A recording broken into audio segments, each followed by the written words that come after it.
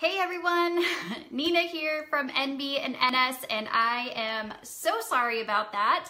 That happens, with technical stuff when you start trying new things. So that didn't work, but I am back. So I'm going to be answering your questions about marketing your business online. I asked people to submit questions ahead of time. So I do have 8 questions that I'm gonna go ahead and answer first. But if you are here and you have questions, please feel free to put your questions in the comments and I will be happy to answer them. So Nina here from nb&ns, and this is today's Ask Me Anything. So ask me any question that you have about marketing your business online. You might have seen I started a little bit earlier using a new software and it failed. But that's what happens when you're live, you guys. Sometimes stuff doesn't work out. So, excuse me, I'm gonna get more situated back here a little bit. So I'm gonna go ahead and start over. So Olga, her first question was about creating content for her followers. So she said, I'm with Usborne Books and More and would love ideas of what kind of content I could post that would engage my followers. I'm a mom of 3 with a cute toddler at home. So I'm not going to go back through all of the identify your ideal client, since I'm sure a lot of you have already heard that just now. Olga, I will help you with that, so I promise. So the first thing that you really need to do when you are creating content is you must identify your ideal client. So I talked about the different steps in that. We have a blog post and I'm trying to fix this.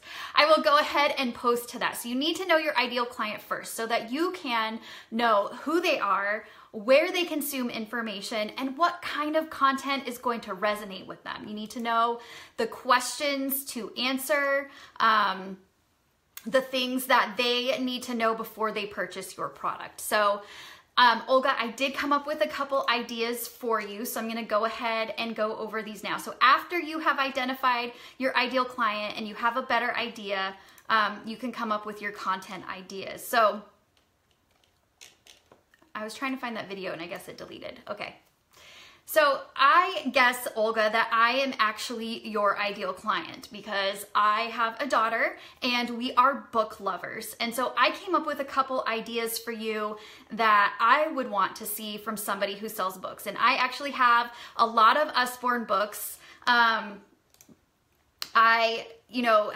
have a ton of those. A lot of them are our favorite books. So I want to know things like what books are age appropriate for her. So I own a lot of books that are from when she was a baby. So when we were teaching her colors and shapes and animals and things like that. And I'm wondering, should I get rid of those books? Are those books that I should remove from my bookshelf? So I think that if you created a series of ideas of the different kind of books that you should have at different age groups, that would be appeal to your audience. Because I know with Usborne Books, you sell books everywhere from age 0 to I think preteens. So you could create an entire series about why certain books are age appropriate, what the things are to look for, and the books that you actually sell that fit into that age group and their development stages and the things that they need to learn at that age. Because for me, my daughter's starting kindergarten next year, which I can't believe, my baby. But I want to know, kindergarten preparedness to make sure that she is prepared for kindergarten and she is where she needs to be from a reading and writing standpoint. Another thing that I thought of is recently we have had 2 very, very big life things happen to us. And they are things that, we don't really think about until we need to explain them to our children. So for instance, one was she was being bullied at school and I didn't know, the tools to give her at 4 to deal with that. And so my sister actually had a book that helped us talk to her about it. So you could think about the different things that children go through and that situations are hard.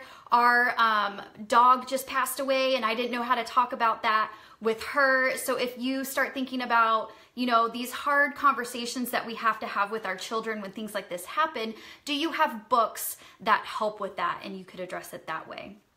Another idea that I came up for you, Olga, was seasonality. So this was the first year that my daughter has really kind of been cognizant of Christmas and Santa and all of the things that happen with that. And so I realized I only had like 1 or 2 Christmas themed books for the season. And they were also learning about different cultures and how they celebrate the holidays. And I wanted to be able to extend those conversations at home that she was having at preschool. So think about seasonality and things like holiday books that you can recommend and the things that are surrounding that, and create content to help you know, fill in those gaps that parents are looking for at those different times of the year. So before I move on to the next question, I just want to remind you, Olga, that as you are creating this content, I want you to think about, you know, not just creating the content, but how you can repurpose it.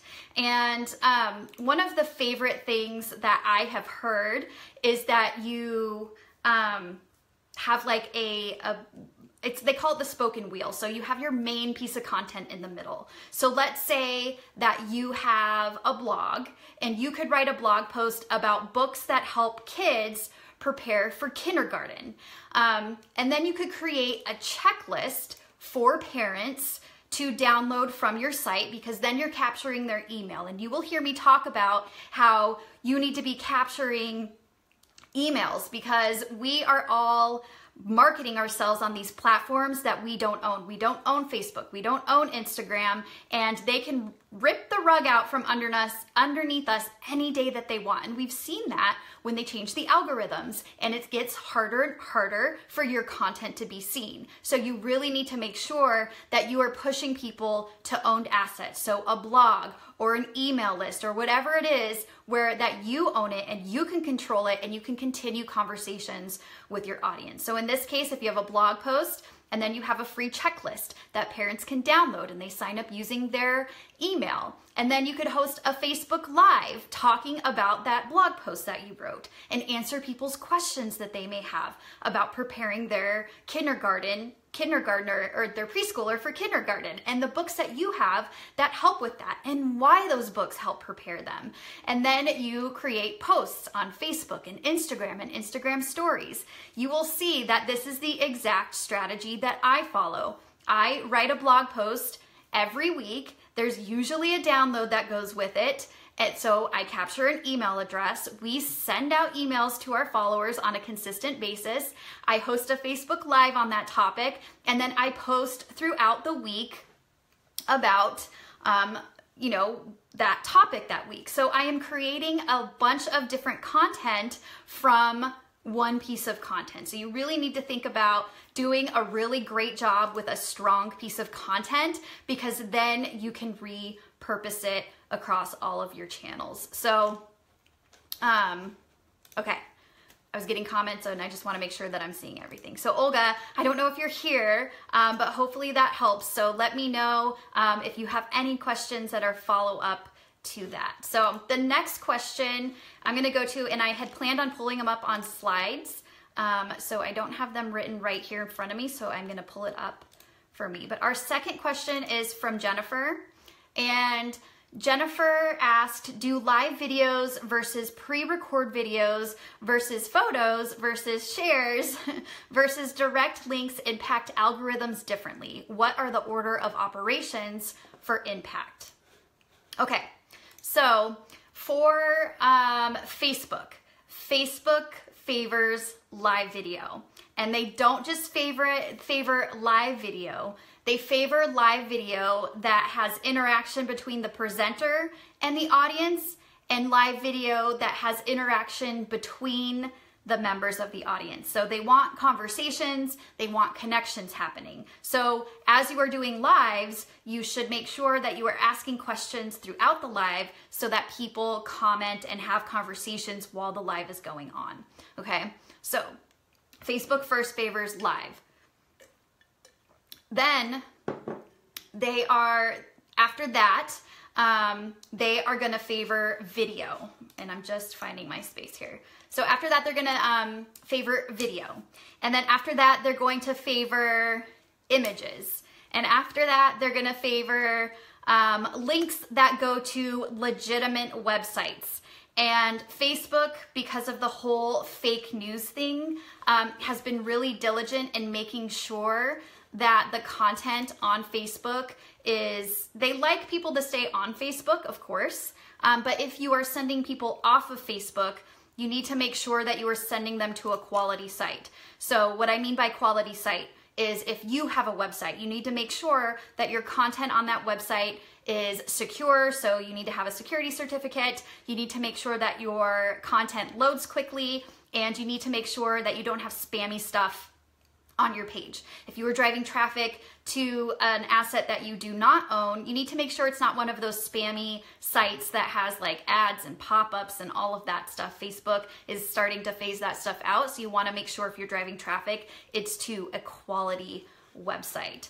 So for Facebook, it's all about Facebook Live. If you can't do Facebook Live, it's about video. If you can't do video, make sure you have beautiful images, impactful images. And like I said, like different things work for different people. So I typically tell people not to do text-only posts on Facebook, but I had somebody tell me that they have had some text-only posts do really, really well. It really depends on your audience. So make sure that you look in your insights and look at the type of content that is performing well. So tell me, have you guys looked at your insights and seen in there where we'll tell you the type of content that performs the best? So it'll tell you video or text posts or images. So make sure that you guys are checking out your insights, because it tells you all of the information that you need to know about creating content that your audience wants to see. Okay. Oh, I did want to say as a side note, I have seen some posts that I have shared from big brands. So places like Inc. Magazine, Life Hacker. I've actually gotten some really good reach and engagement on content that I've shared from those places. So I would say that you can share content from other sources. Just make sure that they're reputable. Like I said, it doesn't go somewhere that's spammy and yucky. Make sure it's a reputable source. Make sure it's relevant to your audience, of course. And I don't like to do it all the time, but I do think from time to time it's okay, because a variety of content is good. Like variety is the spice of life, right? So make sure you're using a variety of content. But it's all about live these days, you guys. So it's all about live. All right. The next question that I have is from Jessica, and I'm gonna pull this up. Okay. Jessica's, I'm out of breath, you guys. I'm talking so fast. This question is, how can I turn likes on Instagram into sales or reviews? And Jessica is an author, so that's why she's asking for reviews. Okay. So Jessica, for you, so I love Instagram. So Facebook has always been like my favorite child in the social media world, but Instagram it's getting up there. I like it. We do drive traffic from Instagram, but not as much from Facebook. Facebook still drives the majority of our traffic when it comes to the social channels that we're on. And it is a little bit harder to drive traffic from Instagram just because, you know, you can't include links in your posts. So can you guys still see me? I'm getting a note that somebody can't see me. So let me know if you can still see me. Okay, so it's a little bit harder because you can't include links in your posts. You can only have that one link in your Instagram profile. Okay, Lisa says yes, cool.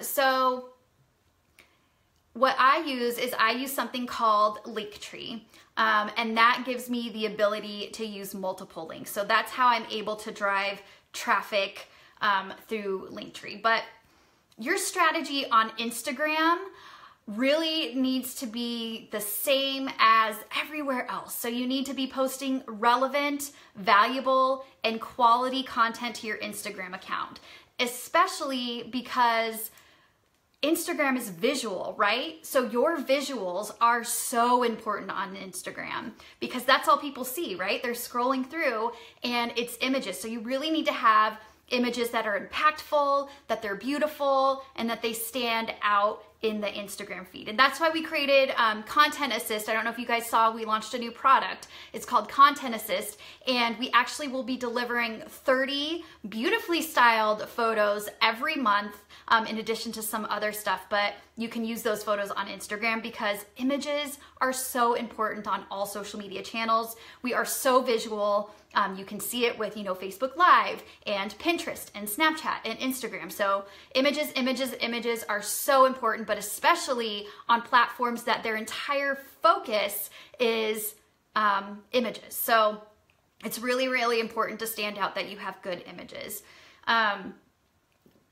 Okay, so Jessica, I looked at your account and I have a couple suggestions for you. So first, I touched on this a little bit, and that is using Linktree. I really like Linktree. It's free, so how can you not like free? So it's linktr.ee. It's a free tool, and so what you do is Linktree will give you a link, and then you can put that link in your profile description, and when people click on that, it looks like a mini mobile website. And if you go and look at our Instagram account, we're nb_and_ns, you can see how we use Linktree in our bio. So if you click on that, it will bring up multiple links, and that's how we drive traffic. So it's a lot easier when people can go in there and click on links to where you want to go. The second thing that I suggest is to try Instagram stories. I love Instagram stories. I did a post the other day about how popular Instagram stories have become, but something I want you to think about. And working in social media for as long as I have, I start to look for cues that these social media channels have. And these cues are when the platform starts making lots of improvements and features. That tells me that the platform wants you to start using that particular feature because they are investing money and time into that feature. And so Instagram Stories has had a bunch of upgrades lately. You can start to use GIFs. They changed the fonts. You have different stickers and things that you can use. So that tells me Instagram, which is owned by Facebook, you guys, wants us to be using Instagram Stories. So start using Instagram Stories. Some things that you can try to do with Instagram Stories are show behind the scenes. Maybe teach your followers something, do a tutorial. One of my favorite things that I've heard, and I'm probably gonna say this a couple times today, is to document, not create. And Gary Vee says that. And basically, I do the same thing. If I am creating a blog post or I'm doing a Facebook Live or something like that, sometimes I will shoot an Instagram story as I am creating that because I'm creating content and I'm creating behind the scenes content and I'm already doing it. So all I have to do is shoot like a quick little Instagram stories. It kind of gives people a sneak peek behind the scenes of your business. Go check out our Instagram stories so you can see how we use them. I really, really love Instagram stories. I really suggest that you try using them. I have a blog post with ideas and things like that on our blog. So if you just go to nb&ns.com/blog, you can check that. Just click on the Instagram category and you can see that Instagram story there. So, okay. The third thing, Jessica, is try telling more stories. You're an author, so I know that you can tell more stories. So in your captions, I have found that when you tell a story, and you can't tell a too long of a story, but if you instead of just using a caption describing the image, tell a story that has to do with the image and it's going to perform much better. And then you can ask people to interact with you in the comments versus sending them off somewhere else. So you could even maybe tell a story about how you wrote your book and the meaning behind the story and ask people if they've read it and if they have to tell you what they thought in the comments. And then you can just screen cap those as reviews. So that's another thing you can do. The next thing that I suggest is to make sure that you are really working the hashtags. You have the ability to include up to 30 hashtags in your posts. Make sure that you're using all of them. And your hashtag strategy should really be using some, very broad, large hashtags, things like, I didn't have time to look at for author ones, but maybe like author or children's book, something like that, that is very broad. And then you want something that's a little more you know, not as broad, but still relevant, and then something that is specific to you. So you could create your own hashtag, or maybe that's a little something more local to where you live and your community. So make sure that you are working those hashtags. I have seen that Instagram is changing things around. I used to recommend putting the hashtags in the comments. I have seen that Instagram's making an update where they want you to include it in the caption itself. I have been testing it both ways, and I haven't seen a difference in engagement. So I don't know if that change just hasn't rolled out yet, or if that's just speculation. I will make sure to tell you guys as soon as I know. Like I said, I'm always experimenting with things before I teach them. And then the last thing, Jessica, that I suggest is maybe seeing if you can work with ambassadors. So maybe see if there are some influencers maybe in the children's book area that you can send your books, or maybe some mommy bloggers, send them your book, and then ask them, you know, to post a review and then to talk about it on their social media channels. And that will help, you know, broaden your reach on Instagram when they're posting about you there. So Jessica, hopefully those ideas helped you for Instagram. So I'm gonna go ahead and get to question number 4. So let me pull that one up. Are you guys doing all right? Okay, so this question is from Taylor. And Taylor asked, I'd love to know if you see better results running a consistent ad that runs for a month or 2, or using a bigger budget per day and running it for a shorter amount of time. Like an ad that leads to a download you give somebody in exchange for their email address, for example. And Taylor, I'm assuming you're talking about Facebook ads. So this is a big question.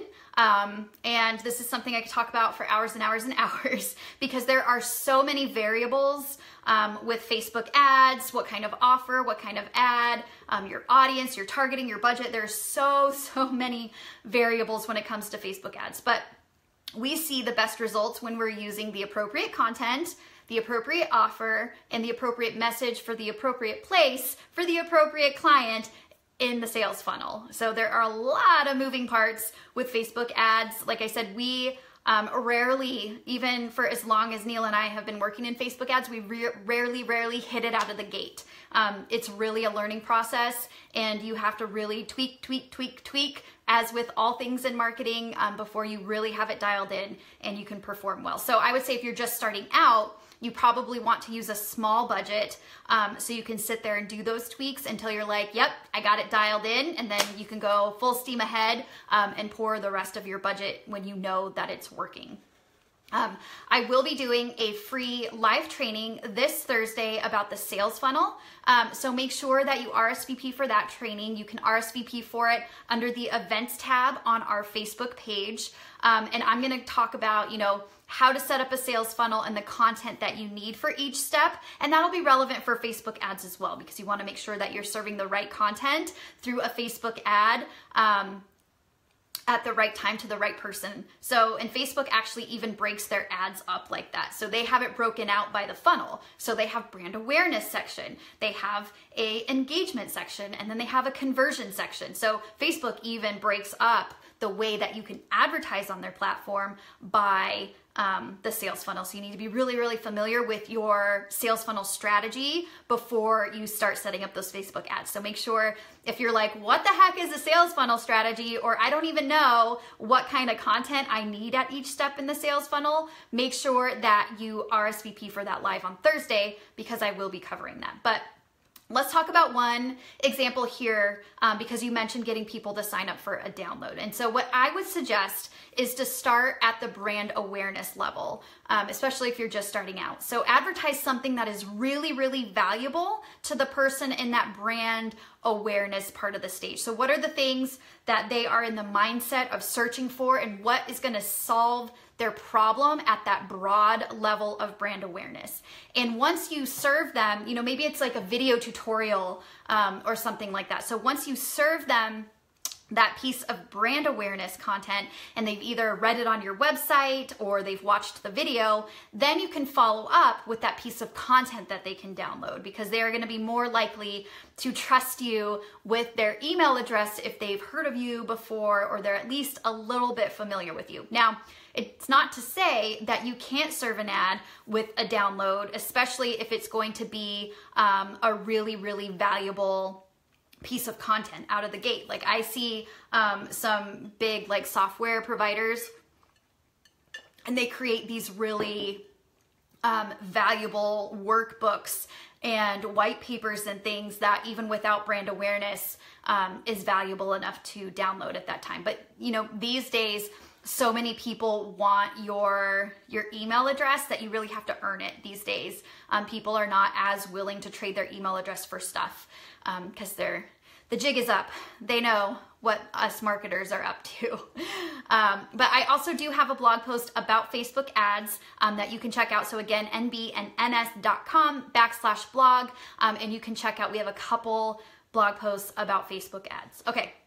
So question 5 is from Eileen, and Eileen asked, how do you go about starting a new business? I have absolutely no idea how to market myself. Was thinking about a furniture restoration startup, but worried it's saturated. So as far as starting a new business, you know, I can't tell you whether or not how to do that because I'm a marketer by nature and profession, but you do need to have a good idea of, you know, who your ideal client is and is this something that they're looking for, especially, I'm talking a lot. So especially with furniture, because that's a large item. So you can't necessarily, you can sell furniture online to be shipped. You absolutely can sell it online, but people need to come and see it and touch it and feel it.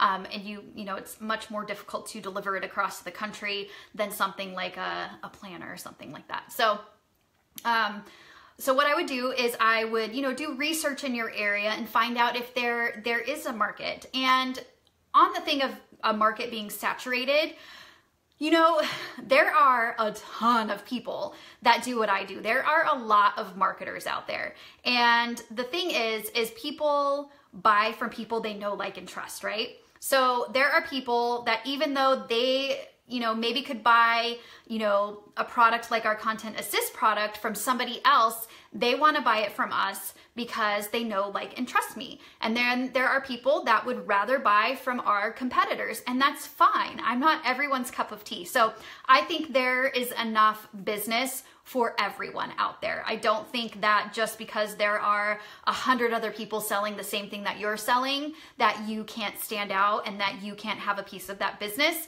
because I think there's enough business for everyone out there. So I wouldn't worry about it being saturated. I would just worry about making sure that you can compete with people. So do your research.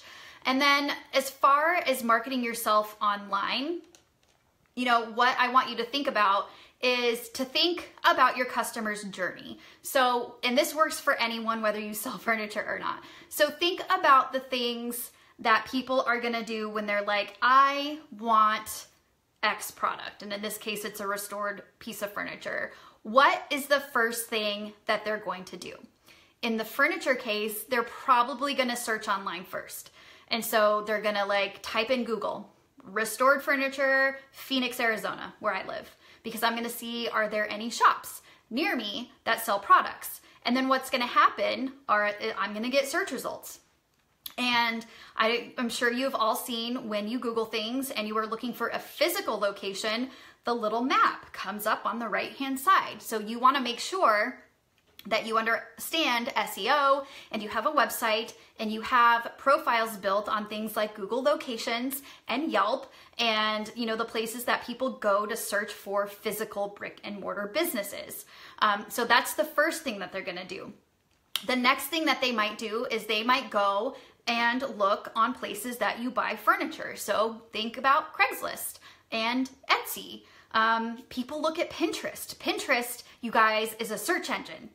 I'm gonna blow your mind. It's a search engine. It is not a social channel, okay? So people are gonna go to Pinterest and they're gonna look for, you know, turquoise dresser or restored furniture. So you might think about using Pinterest. So again, it's about thinking through that customer journey. What is the first step in looking for a product like yours? What do people do? Where do they go? Where do they search? What are the places that they go to find information about a business like yours? So next is I want you to think about the things that people think about before they buy a piece of furniture and how you can help them through content. So photography is going to be so important for you if you are selling a physical product like furniture. There is a great business here that restores furniture called Twig and Twine, and they do an amazing job on their social media. So they post on Facebook every day their inventory with the prices. So it's removing that barrier. I already know how much it is, and they're posting pictures of the items that they have in their shop. So that's going to be really important for you. Next, I want you to think about the things that your audience likes. And again, this goes for no matter what you're selling, whether it is furniture or not.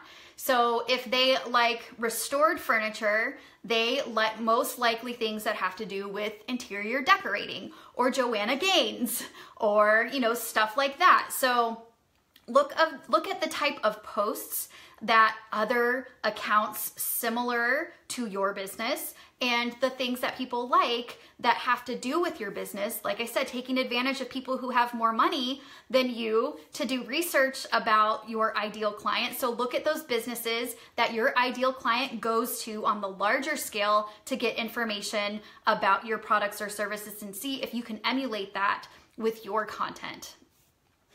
So that, you know, the next thing after that you want to do is you then want to educate your customers. So you want to create value to them. You want to help them choose you to buy from. So you do that by educating them and teaching them how to be better consumers of your product. So think about things like, I may search for what are the things that I need to look for when I am buying a piece of restored furniture, or what are the things I need to think about if I want a piece of furniture to be restored, because I'm sure that like these shelves that I have behind me from IKEA, probably really not worth restoring. You could do like a cool IKEA hack or something, but those beautiful old pieces of furniture that are made of heavy wood and are really quality with those dovetail drawers, you know, those are the things that are more likely that are going to be successful to be restored. So think about what you can teach your audience to be better consumers of your product like that. So hopefully that helped you, Eileen, with that question. Okay, so question 6 is from Erin, and then also Renee piped in and said that she wanted to answer that too. So the question is, I'm just starting to go down the Pinterest rabbit hole. I use it personally, but using it for business is all new. Any great starting points, resources, tips, etc.? And Renee said, yes, this. Okay. So with Pinterest, so I alluded to this earlier, but I want to say it again. Pinterest is a search engine. It is not a social platform. Like, have you guys heard that before? Did you think of, tell me in the comments if you thought of Pinterest as a social media channel, or if you even thought about it as a search channel.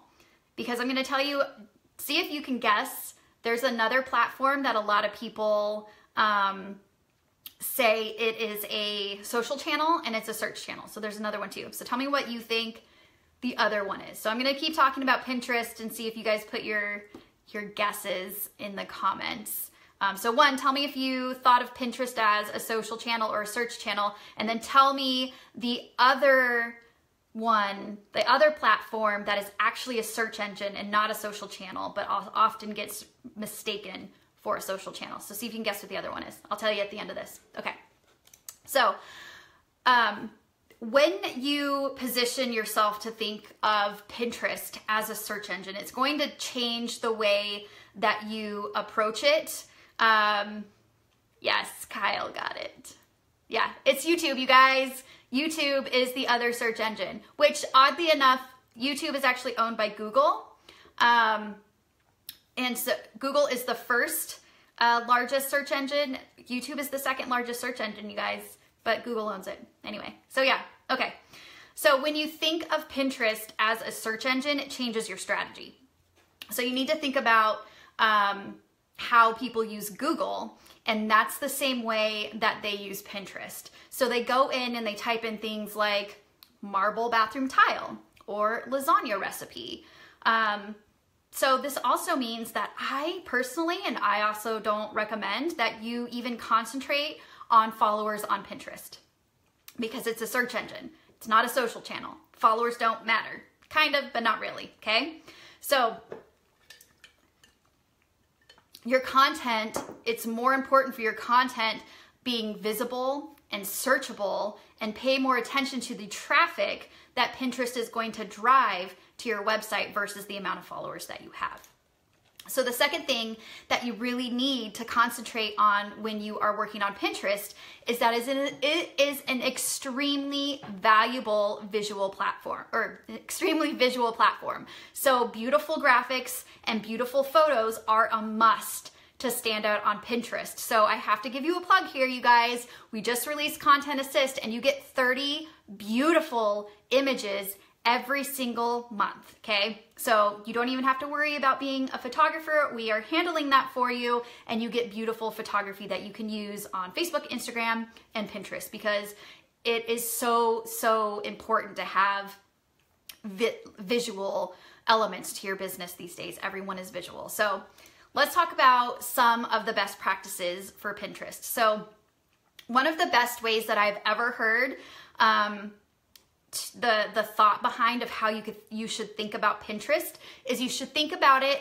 as a magazine. So your Pinterest account should be like a magazine about your brand. So think about like Martha Stewart and her magazine. You know, what are the things that you expect from Martha Stewart and her magazine because of her brand?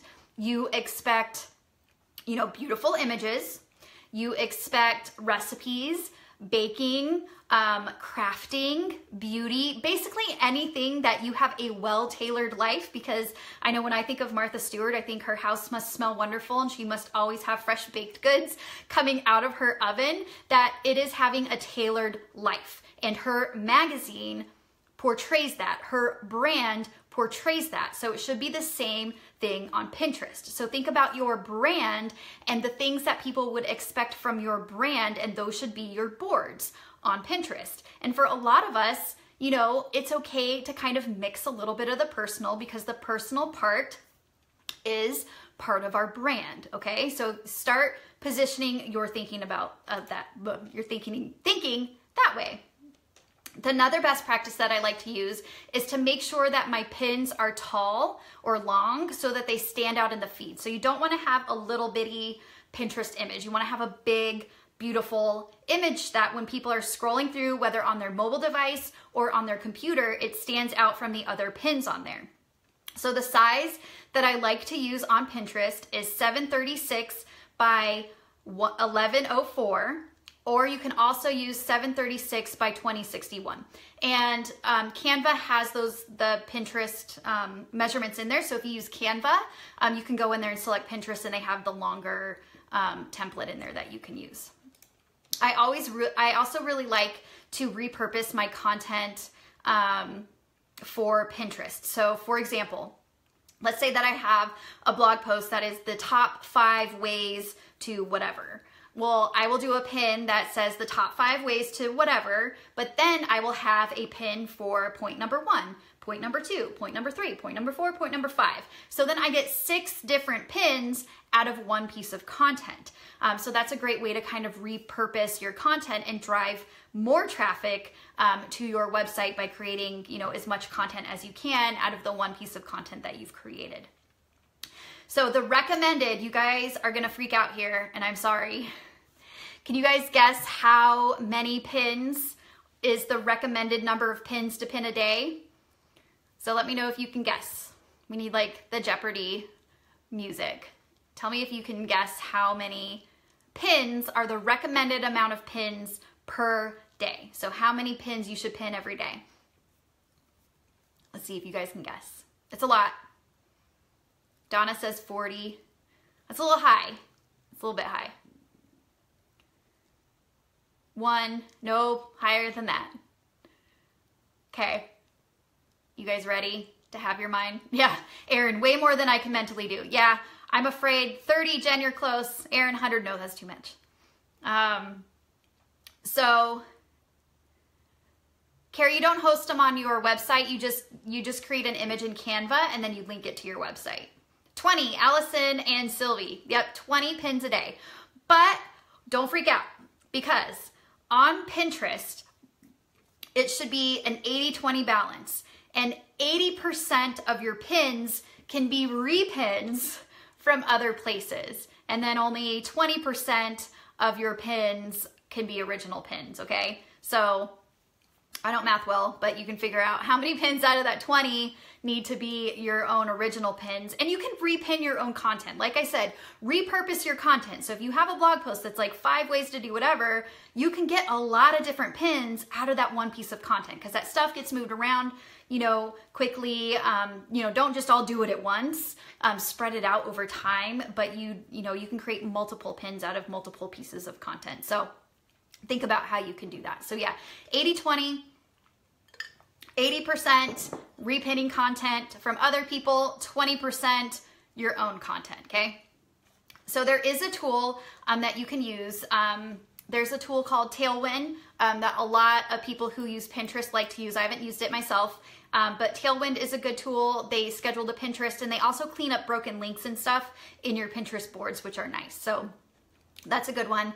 And then the last tip I have for you on Pinterest is, in order to get more engagement and exposure, the best thing to do is to join group boards.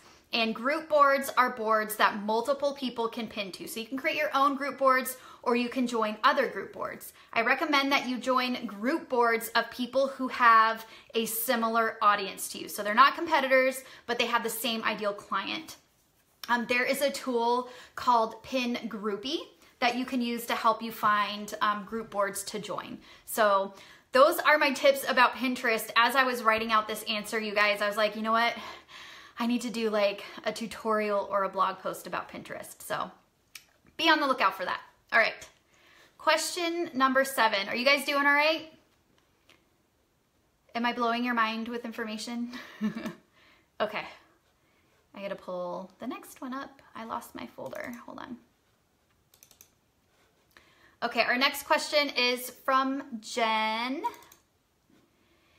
And Jen asked, I'd love clarification on the type of content that does best on each platform. For example, what I post in my Facebook group versus my Facebook page, Pinterest, and Instagram.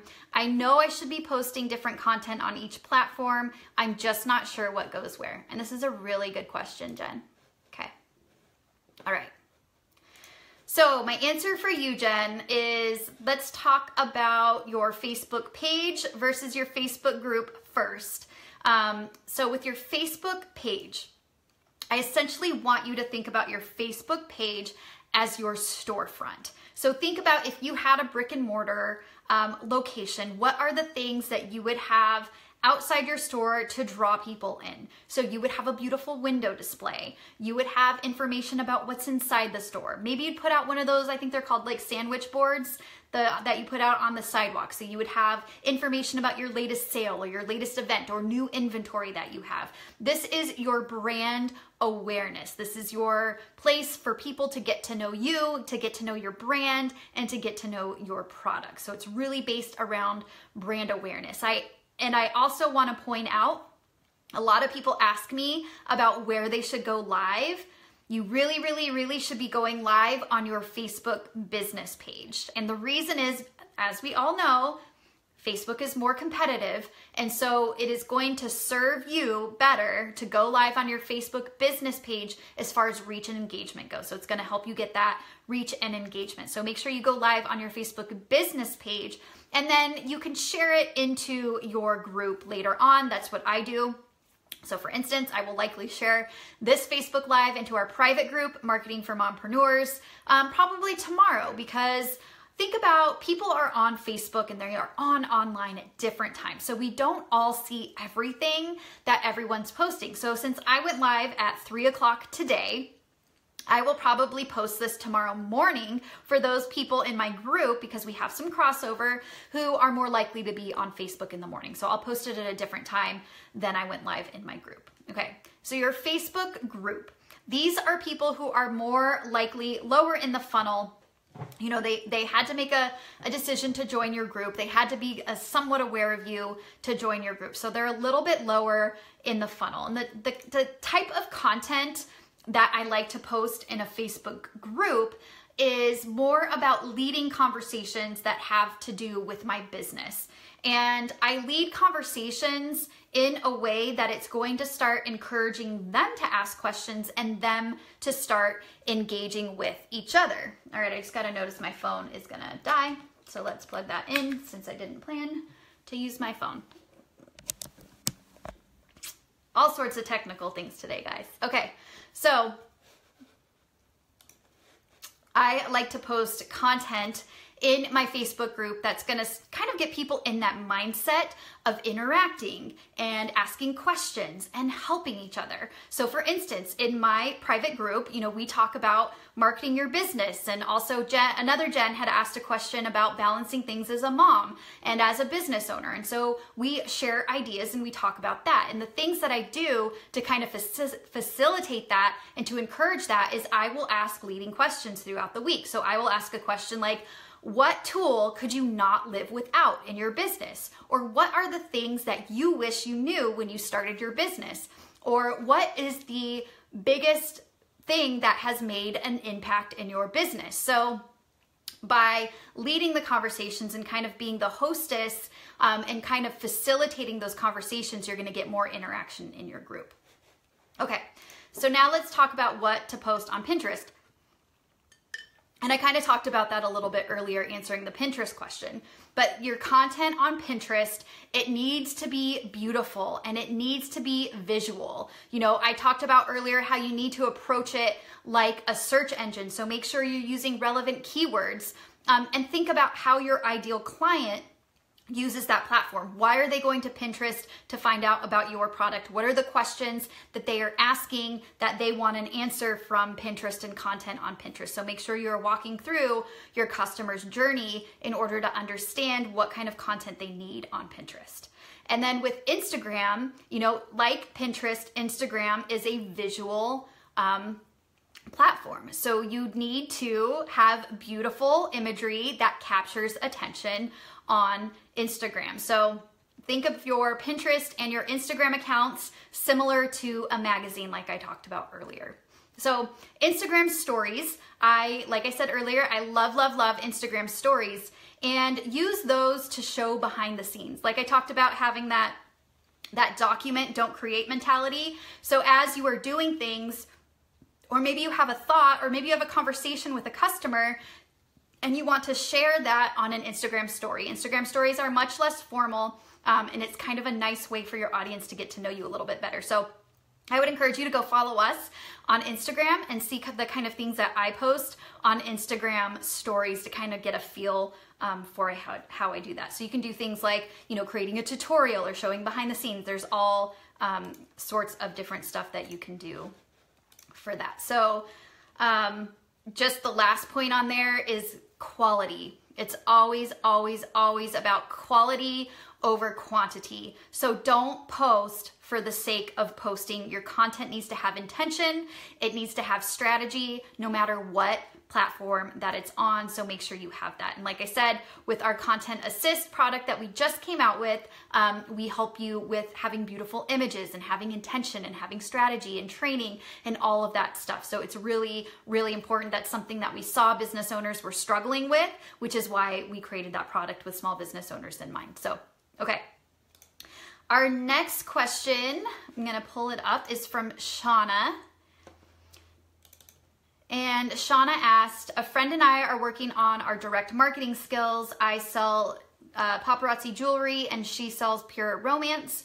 We are both having problems getting interactions. We've hosted events, in-home parties, live videos, frequent content to encourage interaction, and recently decided to combine our efforts. We held a mixer. We paired jewelry with lingerie, invited both of our clientele, and it didn't do so well. Neither of us want to be the annoying consultant. We often unfollow. We also don't like the canned and repetitive stuff, and it's all confusing, often overwhelming and frustrating. Any and all suggestions are welcome. Okay, Well, I'm glad to hear that you get that you don't want to be annoying and repetitive and have canned stuff. That is great. So, oh good, Jen. I'm glad you found that helpful. You're welcome. Okay. So, Shauna, it's a broad question, okay? Because there are so many things that I can say with this, and it, it essentially is like, how do I, market my business? And it's a huge process, but not overwhelming. I don't want you to be overwhelmed, but the first thing that I would really think about, especially since you're combining your efforts, is I would really start to think about creating a strong brand where you can kind of combine, your jewelry business with the lingerie business, and see how you can come up with a strong brand. I think that would be your first step. And then at the same time, you really need to identify who your ideal client is. I know I talk about all the time, but it's so important, you guys. Your brand and your ideal client are your foundation to your business and your foundation to your marketing. You must know your brand and your ideal client. It's so important. In fact, so in our Content Assist product, each month we're gonna do in-depth training. So like a really in-depth training, like not the training we do for free, but like coaching essentially. And the very first one that we are doing is identifying your ideal client. So that's the first topic for February.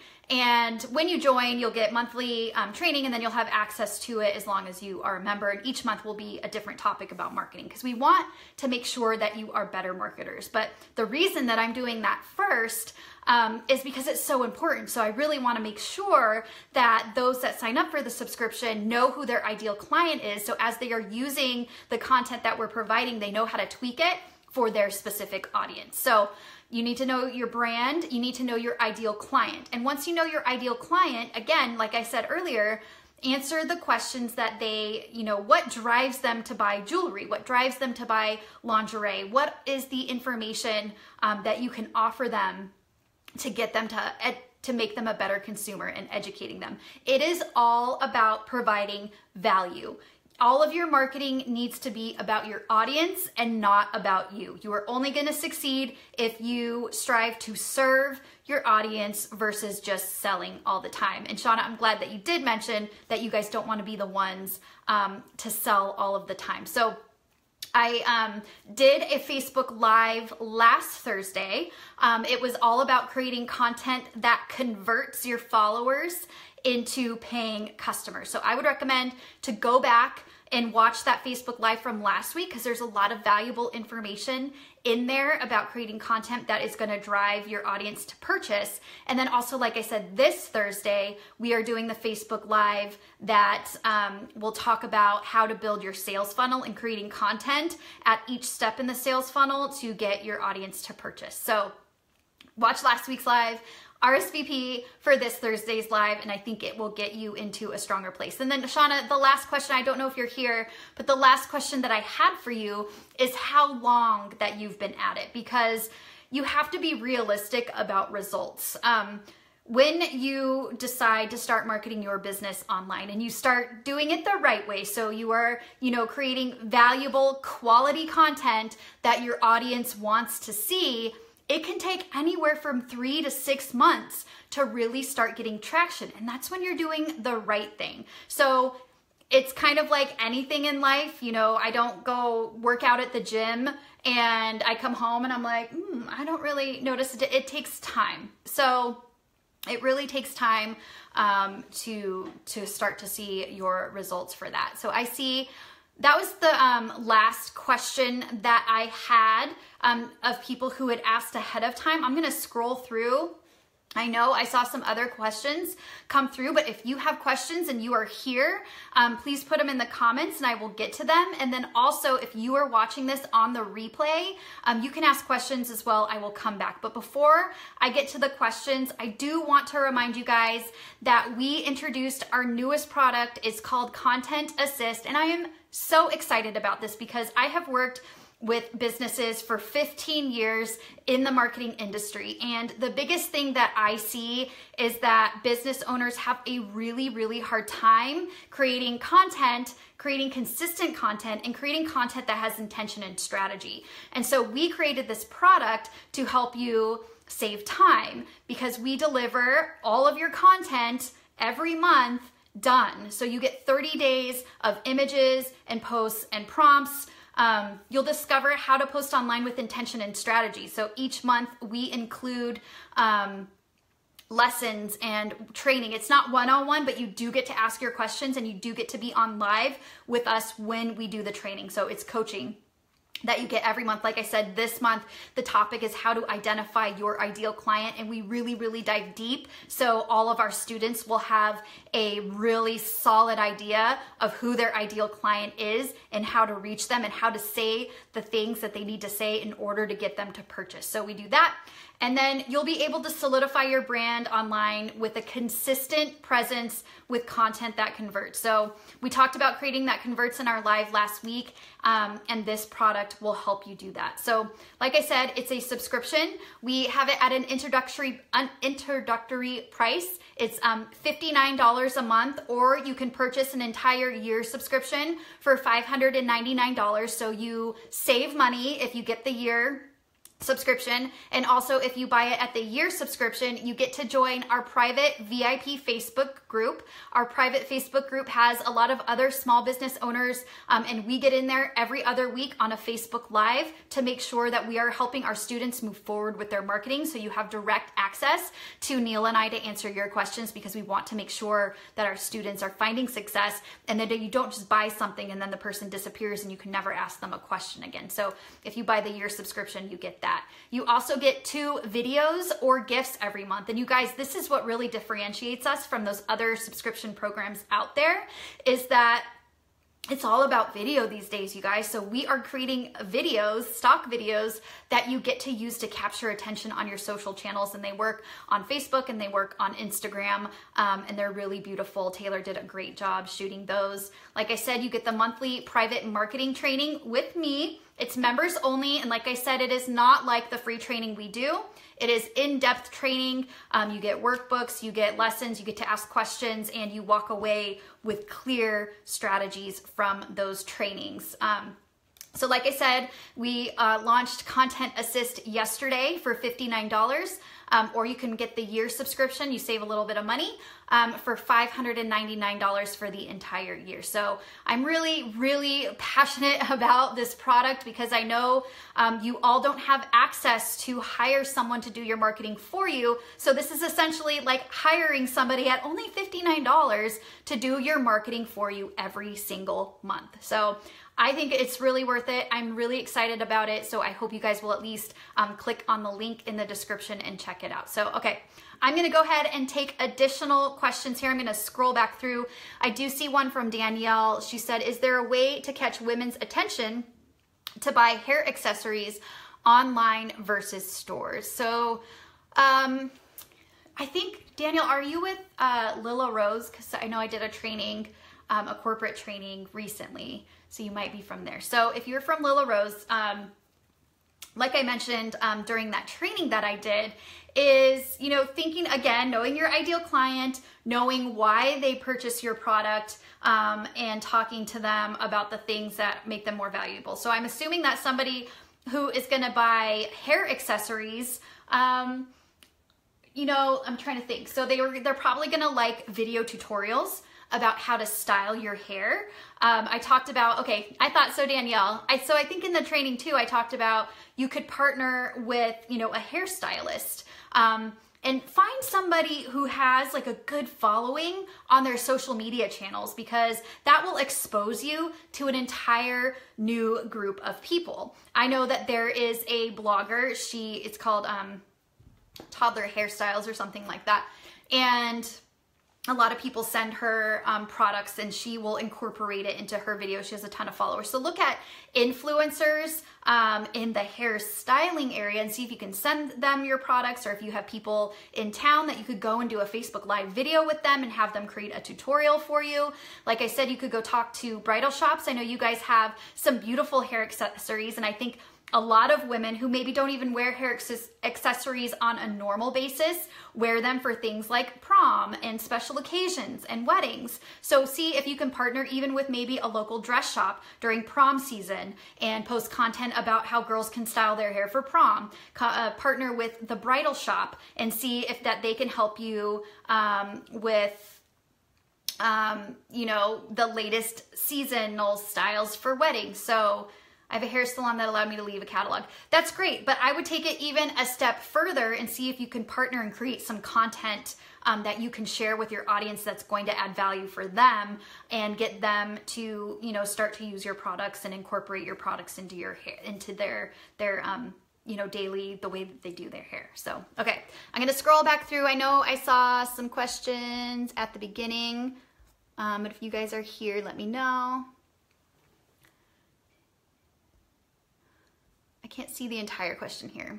Taylor, are you still here? Taylor, I don't know how to say your last name. Cunning. And you say you're an independent seller for Matilda Jane for little girls and women's clothing. I know what my ideal client is, but I'm struggling with coming up with content, and then it cut off on Facebook, so I can't see the rest of it. But again, you know, I think things for clothing wise, you know, that you could provide, if you sell women's and children's clothes, my daughter is totally into matching me right now. So you could do some like mommy and me outfits. Like I said, maybe partner with a local blogger and, you know, have them dress their children in it and see if you can get exposure through that way.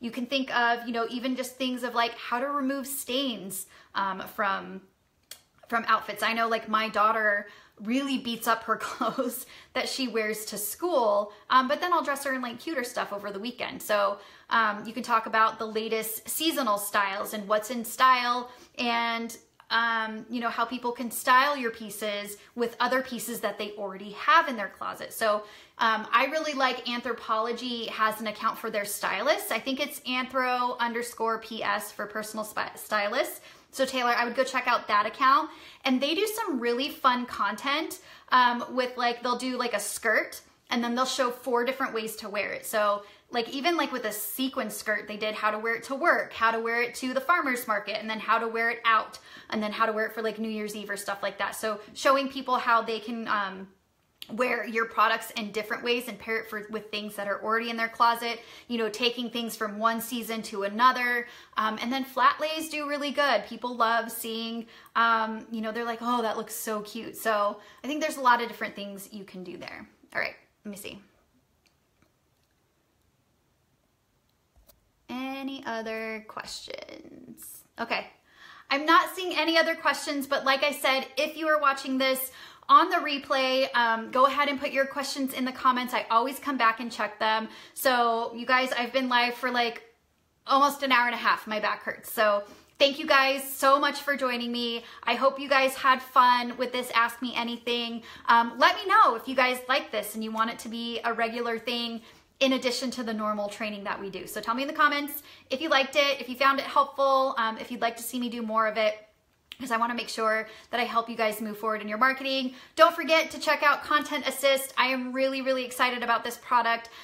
So check it out. Like I said, you get 30 beautiful stock photos. I mean, that alone is worth the subscription price, because if you look at other subscription sites, they are so expensive. And something that we were really intentional about in creating this subscription is that these photos are approachable, they're professional, they're beautiful, but they don't look like stock photography. They don't look like it's something that you went and purchased, because we wanted it to be approachable and to feel real and authentic to your followers. So you get that, you get the prompts throughout the month. Well, you get everything at once, but you get 30 prompts that will help you write your content. You can alter them to be specific to your business. We make sure that they are universal, that they work, so you can tweak them for your own business. You get 2 videos or gifts. So you get 2 pieces of video content, which is so important and really hard to create on your own.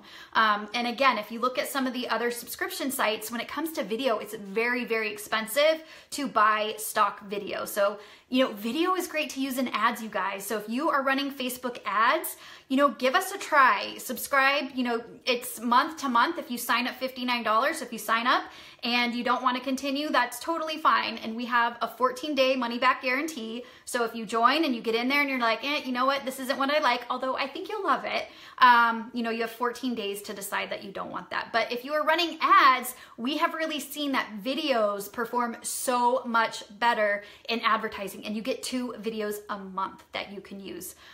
So that makes it definitely worth it as well. Like I said, you get a monthly marketing training, and like I said, it is more in depth than the free training that we do here. So the training that we are doing inside Content Assist is more along the lines of our paid training. So it's like coaching.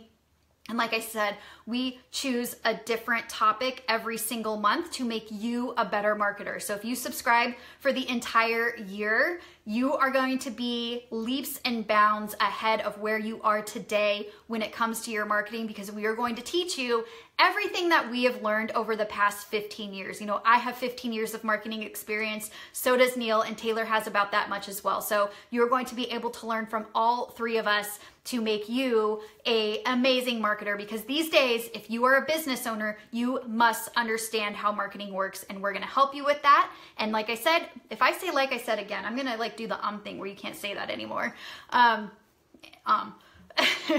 So this month, the topic is finding your ideal client. You will get a workbook with it, and you will walk away with an actual profile of who your ideal client is. So I'm very excited for that. And with our VIP level, if you join at the year level, you save money, and you will also get access to our VIP Facebook group, which I am in all the time. You can ask some of the gals that are here, like Lisa and Renee and Erin, that I am always in that group helping them move forward in their business, and even outside of different topics that have to do with marketing. So we are very present in that group to make sure that our students are served. So we don't sell you something and then disappear.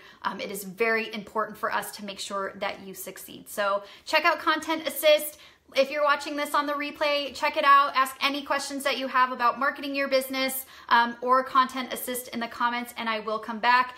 Don't forget, we have our free training this Thursday at noon Mountain Standard Time. We are talking about funnel strategy, understanding the customer journey. We will give you examples of exactly what to post content-wise through every step of the funnel to make sure that you are progressing people all the way to conversion and purchase. There's also an awesome workbook that I created to go with the lesson. You can download it today in the event. So hop on over to the events tab on our Facebook page, RSVP, and download that free workbook. So thank you again to everyone. I apologize for the technical difficulties that we had in the beginning. I'm gonna have to test that tool a little bit more. I think I need to plug my mic in this time. So thank you guys again. Have a wonderful rest of your day, and I will see you on Thursday.